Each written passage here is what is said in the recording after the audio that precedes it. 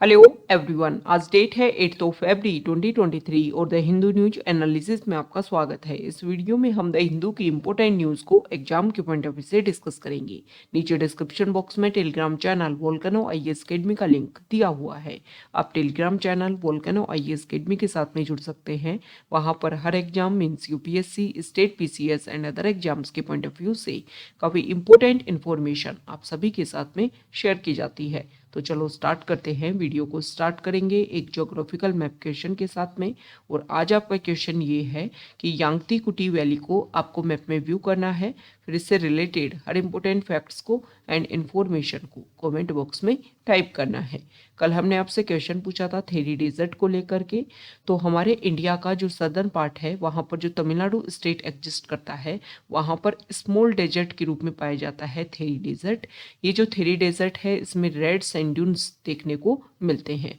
और ये जो रेड ड्यून्स हैं इन्हीं को तमिल में थेरी के नाम से जाना जाता है। अब इस थेरी डेजर्ट का फॉर्मेशन कैसे हुआ इसको लेकर के हमेशा अलग अलग थ्योरीज रखी जाती है और इसमें से एक मोस्ट इम्पोर्टेंट या मोस्ट प्लॉजिबल जो थ्योरी है उसमें माना जाता है कि जो हमारे साउथ वेस्ट मॉनसून विंड्स जो है उसकी वजह से इस थेरी डेजर्ट का फॉर्मेशन हुआ है। तो थेरी डेजर्ट की लोकेशन और इससे रिलेटेड इंपॉर्टेंट फैक्ट्स हमने डिस्कस कर लिए हैं। द हिंदू को डिस्कस करने से पहले हमारा जो 100 डेज प्लान हम यूपीएससी प्रीलिम्स 2023 को टारगेट करते हुए वोल्केनो टीम जो नया प्लान लेकर के आई है उसके बारे में डिस्कस कर लेते हैं। जो भी स्टूडेंट्स 2023 में यूपीएससी प्रीलिम्स का एग्जाम दे रहे हैं और आप सभी को पता है कि 28 मई को यूपीएससी प्रीलिम्स का एग्जाम होने वाला है। इस बार का नोटिफिकेशन रिलीज हो गया है। 1105 वैकेंसी जो है वो काफ़ी लंबे समय के बाद में इतनी पोस्ट जो है वो रखी गई हैं यूपीएससी के एग्जाम के लिए। तो जो भी स्टूडेंट 2023 के लिए प्रिपरेशन कर ले हैं उनके लिए काफ़ी अच्छी अपॉर्चुनिटी है और वो अपनी प्रिपरेशन को काफ़ी अच्छे वे में एक टारगेट ओरिएंटेड स्टडी में कन्वर्ट कर सकते हैं हमारे इस प्लान को ज्वाइन करके। 100 डेज का ये प्लान रहेगा। 15 फरवरी 2023 से प्रोग्राम स्टार्ट होगा। इसके अर्ली 50 स्टूडेंट्स अगर इस प्रोग्राम को ज्वाइन करते हैं तो उनके लिए इस प्रोग्राम की फ़ी जो है वो 2500 रुपीज़ रहेगी और उसके बाद नॉर्मल चार्जेज जो है वो 3000 इस प्रोग्राम के लिए रहने वाले हैं। इस प्रोग्राम में जो भी आपका प्रीलिम्स का सिलेबस है मीन्स आपका static part, current affair part जो है उसको टारगेट बेसिस पर कवर करवाया जाएगा। डेली बेसिस पर हमारे जो मेंटोर हैं वो आपको टारगेट देंगे, आपको कंप्लीट करना है अपने इस टारगेट को और फिर उसी टारगेट से रिलेटेड आपको एनएफ एमसीक्यू क्वेश्चन जो है वो भी प्रोवाइड करवाए जाएंगे। मीन्स डेली बेसिस पर आपका टेस्ट होगा, मतलब आपका टेस्ट सीरीज जो है जो काफ़ी इंपॉर्टेंट है प्रीलिम्स के पर्सपेक्टिव से वो भी यहाँ पर कवर करवाया जाएगा। और आपका जो पार्ट है स्टैटिक और करंट अफेयर पार्ट, मतलब आपका जो सिलेबस है प्रीलिम्स का वो भी यहाँ पर कवर करवाया जाएगा। तो आप इस प्रोग्राम को ज्वाइन कर सकते हो। डिस्क्रिप्शन बॉक्स में इस प्रोग्राम को ज्वाइन करने का लिंक अवेलेबल है। ओके, द हिंदू को अगर हम डिस्कस करें तो फर्स्ट इंपॉर्टेंट न्यूज़ है द हिंदू के फ्रंट पेज पर और यहाँ पर देखो सुप्रीम कोर्ट में एक पिटीशन डाली गई कि मद्रास हाई कोर्ट में एक एडिशनल जज जो है उनको अपॉइंट किया जा रहा है और एडिशनल जज का नाम है विक्टोरिया गोरी। तो उनका जो अपॉइंटमेंट है उसको रद्द किया जाना चाहिए। अब सुप्रीम कोर्ट ने अपने यहाँ पर पिटीशन की सुनवाई की कल और कल ही उनको स्वेरिंग जो है वो वहाँ पर दिलवाई गई है, मतलब उनका अपॉइंटमेंट किया जा रहा था एक तरफ मद्रास हाई कोर्ट में और एक तरफ उनको लेकर के जो पिटीशन डाली गई सुप्रीम कोर्ट में उसको सुना जा रहा था। तो यहाँ पर सुप्रीम कोर्ट ने क्लियर कर दिया है कि भाई हम कॉलेजियम को रिकंसिडर करने के लिए डायरेक्शन नहीं दे सकते हैं। ओके, तो यहाँ पर उन्होंने एक इम्पोर्टेंट बात बोली कि अभी तो उनको एडिशनल जज के रूप में अपॉइंट किया जा रहा है, अगर परमानेंट जज के रूप में उनको लिया जाता है तब जा करके हम इस इशू को और अच्छे से डिस्कस कर सकते हैं। तो हमारे लिए इम्पोर्टेंट हो जाता है कि एडिशनल जज जो है वो हाई कोर्ट में कैसे अपॉइंट किया जाता है और हमारी कॉन्स्टिट्यूशन में क्या इसके बारे में कोई बात रखी गई है। तो देखो हमारा कॉन्स्टिट्यूशन जो है उसका आर्टिकल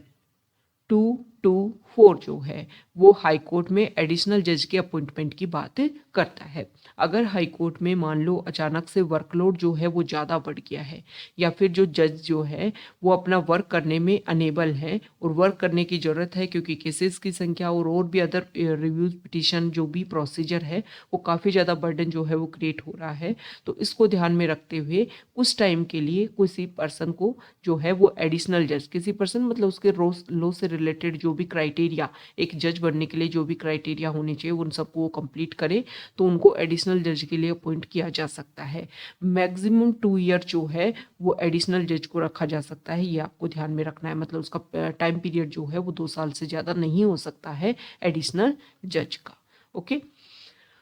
नेक्स्ट इम्पोर्टेंट आर्टिकल है, तो यहीं पर फ्रंट पेज पर ही इम्पोर्टेंट आर्टिकल ये है कि देखो पार्लियामेंट में क्वेश्चन पूछा गया और हमारे जो मिनिस्टर हैं उन्होंने आंसर दिया। क्वेश्चन ये पूछा गया था कि ओबीसी डिसाइड करने का जो भी क्राइटेरिया है 8 लाख पर ईयर इनकम, क्या इसको इंक्रीज किया जाएगा या डिक्रीज किया जाएगा या फिर इसको रेगुलर रखा जाएगा। तो इसको लेकर के मिनिस्टर ने बोला है कि अभी प्रेजेंट टाइम में क्रिमिलियर और non creamy layer other backward classes में अगर हमें डिसीजन लेना है तो 8 लाख पर ईयर इनकम का जो क्राइटेरिया हमने फिक्स किया है उसी को हम रेगुलर रखेंगे। कोई प्रॉब्लम जो है वो इस इश्यू को देखने को अभी नहीं मिल रही है। नेक्स्ट इम्पोर्टेंट आर्टिकल है एडिटोरियल पेज पर, और यहाँ पर हम डिस्कस करेंगे कि बजट में जो एलोकेशन हुआ है उसके बारे में। उससे पहले हम ये डिस्कस कर लेते हैं। देखो 2019 में जब लोकसभा इलेक्शन हुए तब हमारे यहाँ पर लगभग 65+ % जो है वो पर्सन ने पार्टिसिपेट किया था किसमें, वोटिंग में। लेकिन फिर भी अगर हम देखें जो एलिजिबल वोटर्स थे उनमें से लगभग 30% जो हैं उन लोगों ने वोटिंग में पार्टिसिपेट नहीं किया था। इसमें बेसिक प्रॉब्लम क्या थी, बेसिक अगर हमने डिस्कस किया कि कौन कौन से लोग जो है उन्होंने पार्टिसिपेशन नहीं किया, तो mostly young people, urban areas में रहने वाले लोग या फिर जो माइग्रेंट्स थे। ओके, तो देखो अर्बन और यंग पीपल जो है इनको टारगेट करने के लिए तो इलेक्शन कमीशन जो है वो टाइम टू टाइम फोकस कर रहा है किसको लेकर के, कि अवेयरनेस प्रोग्राम ज़्यादा से ज़्यादा हो ताकि यूथ जो है वो ज़्यादा से ज़्यादा जुड़े वोटिंग राइट्स को कंप्लीट करने के लिए। और दूसरा माइग्रेंट्स को लेकर के भी देखो इलेक्शन कमीशन ने अभी फोकस किया है कि रिमोट वोटिंग सिस्टम जो है इसके ऊपर फोकस किया जाए ताकि जो भी इशू है उनको टैकल किया जा सकता है। नेक्स्ट इम्पोर्टेंट आर्टिकल है, तो यहाँ पर जो राइटर हैं वो former union secretary, health secretary रह चुके हैं गवर्नमेंट ऑफ इंडिया में, और राइटर जो है उन्होंने फोकस किया है अभी के जो बजट हमारा आया है उसको लेकर के। राइटर ने यहाँ पर एक मूवी का एक्सप्लेन किया है कि अभी एक मूवी जो है नेटफ्लिक्स पे आपने देखी होगी लास्ट 4 के नाम से, इसमें एम्परर निकोलस जो है वो कम्युनिस्ट कैप्टर से पूछते हैं कि वो जेल में क्यों है। ओके, तो उनसे उनका आंसर ये दिया जाता है कि आपने कंट्री से तो प्यार किया, रशिया से तो आपने प्यार किया, लेकिन जो रशियंस हैं जो यहाँ के पीपल हैं उनसे आपने प्यार नहीं किया। ओके, और प्रेजेंट टाइम में वर्ल्ड की जो गवर्नेंस हैं और जो बजट है इससे हमें शो हो जाता है कि गवर्नमेंट जो है वो कौन से सेक्टर के ऊपर ज़्यादा फोकस कर रही है, मतलब कौन सा लवेबल पार्ट है गवर्नमेंट का। अभी हमने प्रेजेंट टाइम में हमने देखा कि इंफ्रास्ट्रक्चर पे गवर्नमेंट ज़्यादा खर्च कर रही है, रेलवेज, रोड, स्पोर्ट्स, ये सब कुछ डेवलप करने के लिए, लेकिन हेल्थ, एजुकेशन, न्यूट्रिशन जिनके ऊपर भी खर्चा एक्सटेंड होना चाहिए था, इंक्रीज होना चाहिए था, वो यहाँ पर डिक्रीज देखने को मिला है। तो यहाँ पर जो राइटर हैं उन्होंने फोकस किया है कि देखो कोई भी डेवलप्ड कंट्रीज हैं उसकी अगर हम बात करें तो उन्होंने हमेशा एजुकेशन, और साथ ही साथ में एजुकेशन की आप बात कर लीजिए, न्यूट्रिशन की आप बात कर लीजिए, और हेल्थ सेक्टर, इनके ऊपर हमेशा से उन्होंने फोकस किया है। जैसे कि आप यूएस की बात करोगे तो after the Reagan era, innovation and scientific capability took a hit when public investment in education was reduced to push privatization. Even Nicaragua, despite its economy being in shambles, invested in health and education. तो ये बात हमें show करती है कि कोई भी country को अगर आपको अपग्रेड करना है तो आपको हेल्थ और एजुकेशन, साथ ही साथ में न्यूट्रिशन जो है इसके ऊपर ज़्यादा से ज़्यादा फोकस करना होगा।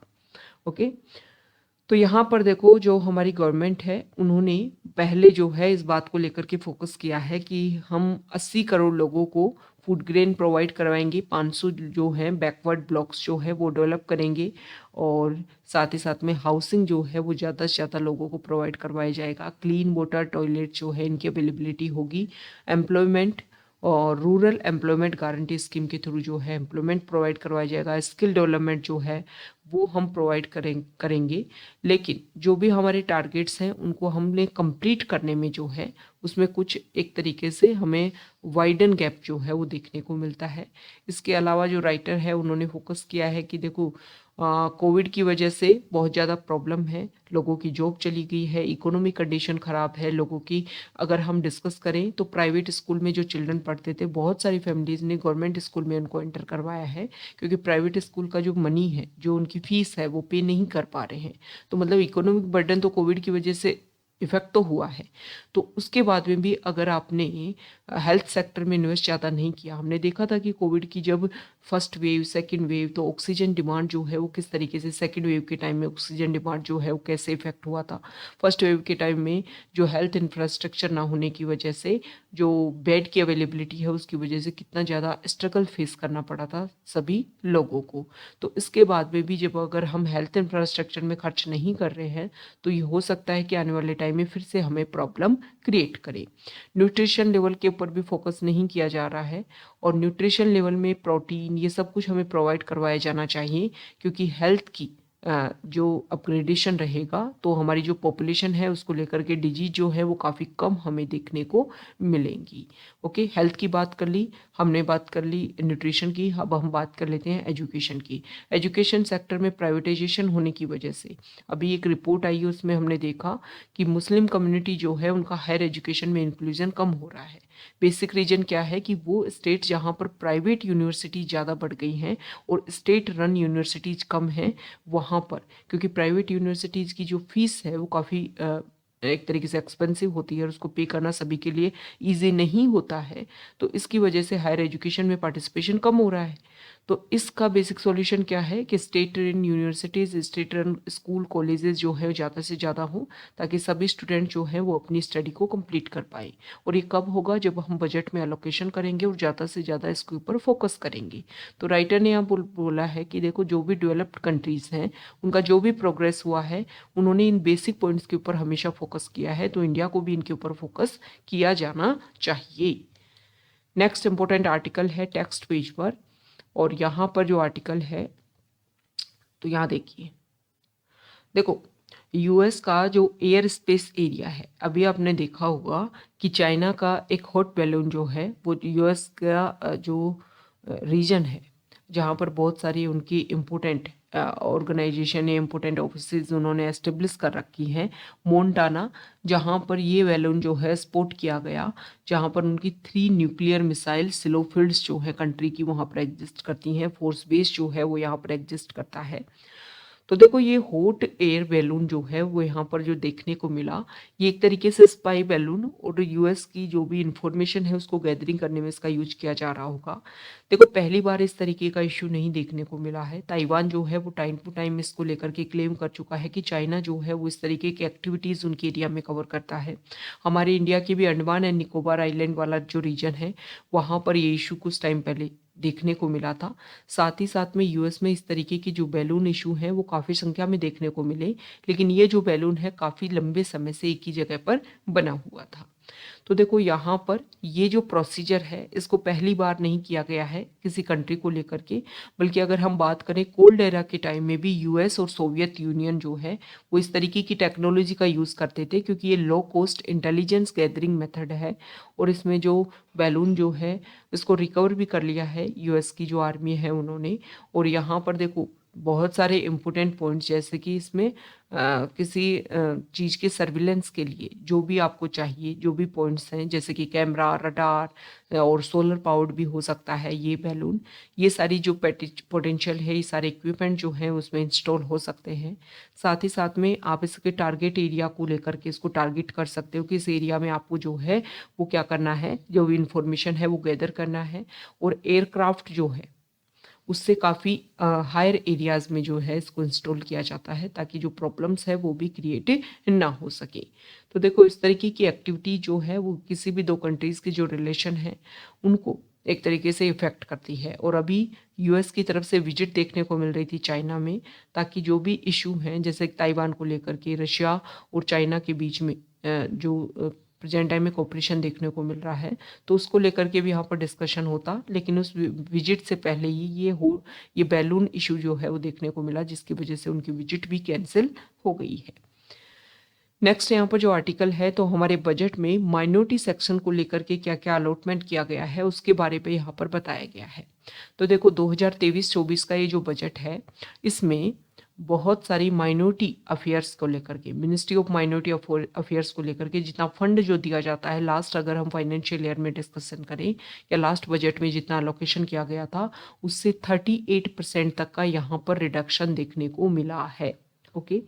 तो देखो हमारे जो प्राइम मिनिस्टर हैं उन्होंने फोकस किया था कि जो पसमांडा और बोहरा जो मुस्लिम हैं उनकी अपग्रेडेशन के लिए हमें काम करना चाहिए, लेकिन जिस तरीके से यहाँ पर बजट में माइनॉरिटी अफेयर्स मिनिस्ट्री को जो अलॉटमेंट किया गया है और बहुत सारी स्कीम को जो बजट का अलोकेशन किया गया है, इसके बेसिस पर यह लगता है कि जो हमने स्टेटमेंट दिया उसका एक तरीके से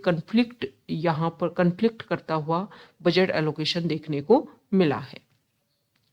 अब देखो यहाँ पर कुछ स्कीम की बात की गई है, जैसे कि अगर हम बात करें तो बहुत सारी ऐसे स्कॉलरशिप स्कीम थी माइनॉरिटी सेक्टर के लिए, उन सभी को यहाँ पर एक तरीके से रिड्यूस्ड कर दिया गया है।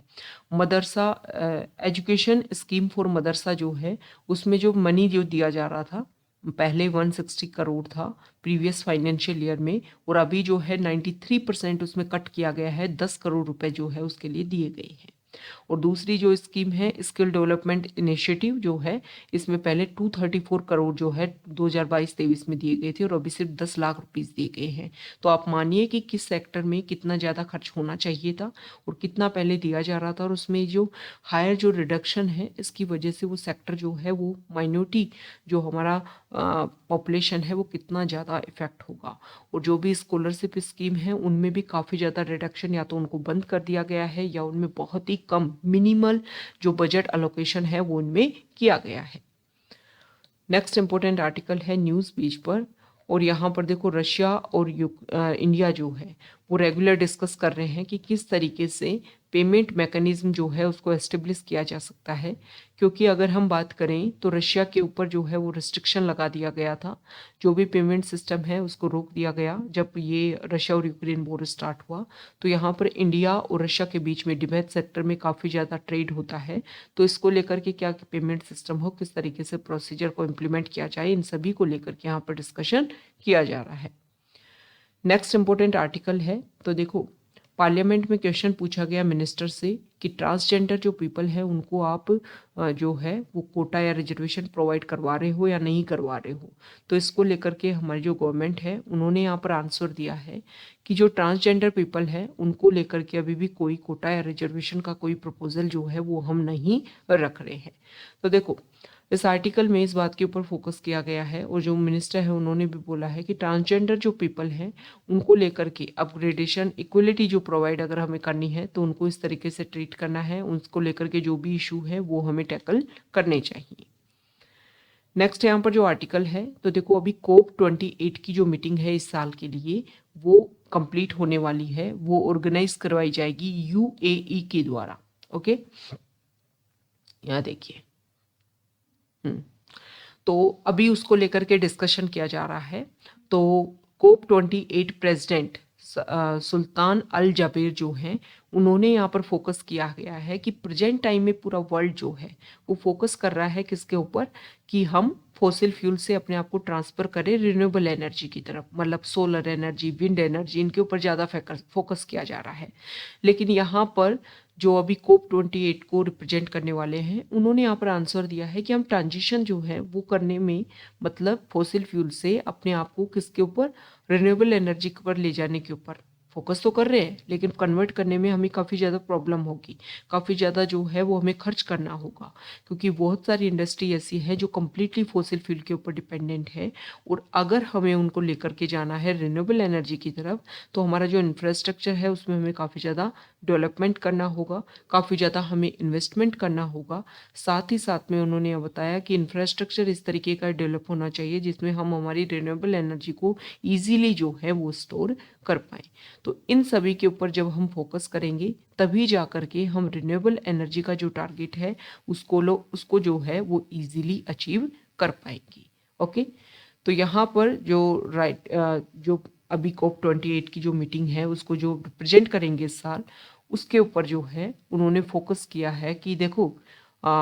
जो हमारा ट्रांजिशन है, एनर्जी ट्रांजिशन जो है उसमें इंक्लूसिव तरीके से जो फोकस है वो होना चाहिए। और ग्लोबल साउथ मतलब जो उन्होंने फोकस किया है कि डेवलपिंग कंट्री जो हैं उनके अपग्रेडेशन के लिए, ओके, जैसे कि जो डेवलप्ड कंट्रीज़ हैं वो इजीली अपने यहाँ पर इंफ्रास्ट्रक्चर डेवलप करेंगे, वो इजीली जो है वो अपने यहाँ पर इन्वेस्टमेंट भी कर लेंगे। लेकिन जो डेवलपिंग कंट्रीज़ है, पुअर कंट्रीज़ हैं, वहाँ पर हमें जो है वो अगर हमें रिन्यूएबल एनर्जी का ट्रांजिशन करना है तो वहाँ पर इंफ्रास्ट्रक्चर जब हम डेवलप करेंगे तभी जा कर के वहाँ पर सारा प्रोसीजर इम्प्लीमेंट हो पाएगा। तो इसको लेकर के सभी कंट्री जो है वो रेगुलर फोकस करें,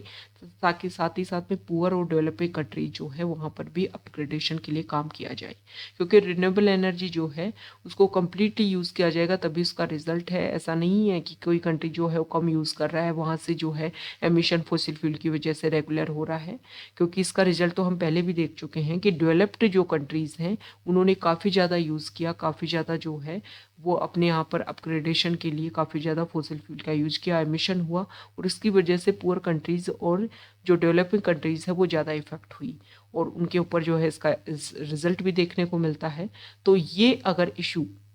अगर हमें जो क्लाइमेट चेंज इन सभी को टैकल करना है तो जो भी हमारा क्लीन एनर्जी का फॉर्मूला है वो सभी जगह एप्लीकेबल होना चाहिए।